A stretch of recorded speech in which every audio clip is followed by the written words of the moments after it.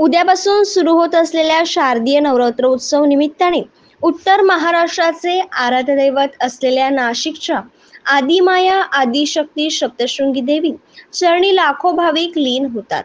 नवरात्र उत्सव निमित्ताने श्री सप्तशृंगी देवी निवासिनी ट्रस्टच्या वतीने तयारी पूर्ण करण्यात आली असून मंदिर गाभारा परिसर स्वच्छ करण्यात आला आहे, तर मंदिरावरती आकर्षक विद्युत रोषणाई करण्यात आली आहे।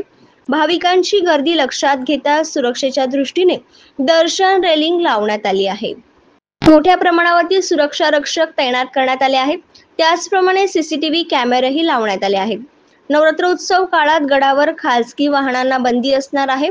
त्याचप्रमाणे भाविकांची गर्दी लक्षात घेता भाविकांच्या दर्शनासाठी मंदिर व 24 तास खुले असेल, तर रोपवे देखील सुरू राहणार आहे। त्याचप्रमाणे देवी मंदिर ट्रस्टच्या वतीने भाविकांना विविध सुविधा पुरवण्यात येणार आहे। सर, सप्तशृंगगडाचा महिमा काय आहे?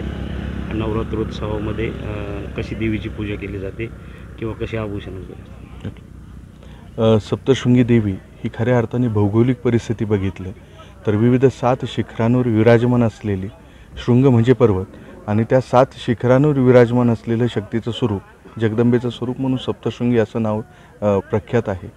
सप्तशृंगी देवी खरी मुळात आद्य स्वयंभू शक्तीपीठ आहे, शक्तीचं मूळ पीठ आहे।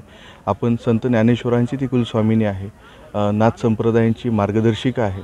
यास सप्तशृंगी देवी म्हणजे त्रिगुणात्मक स्वरूपिणी आहे। महालक्ष्मी, महाकाली आणि महासरस्वती असं देवीचं स्वरूप आहे। देवीची जी मूर्ती आहे ती स्वयंभू प्रकारातली असून ती 11 फूट उंच आणि 9 फूट रुंदीची आहे। देवीने विविध 11 अस्त्र, काही वस्तू अशा मिळून 18 हाताची स्वयंभू असलेली ही मूर्ती अष्टदशभुजा प्रकारातली आहे। देवीच्या ह्या परिसरामध्ये जवळपास 108 पौराणिक कुंड आहे। त्या प्रत्येक कुंडाचं धार्मिक महत्त्व वेगळं आहे आणि इथला निसर्ग आणि इथली परंपरा ही आदिमाया आदिशक्तीच्या पावन स्पर्शाने द्विगुणित झालेली आहे। महाराष्ट्रातले मान्यवर जे संत आहेत त्या संतांमध्ये स्वामी समर्थ असतील, शंकर महाराज असतील, गजानन महाराज असतील, अशा महंतांनी ह्या भूमीला स्पर्श केलेला आहे।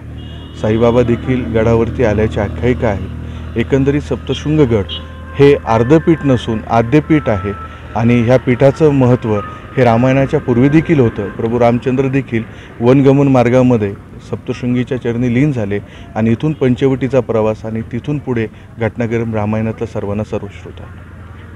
नवरात्रोत्सवामध्ये आरत्या कशा पद्धतीच्या असतात आणि काय हे नियोजन असतं? सालाबादप्रमाणे नवरात्रोत्सवादरम्यान मंदिरे 24 तास भाविकांच्या दर्शनासाठी खुलं असणार आहे। सकाळी 5:30 वाजता देवीचा काकडा होणार आहे।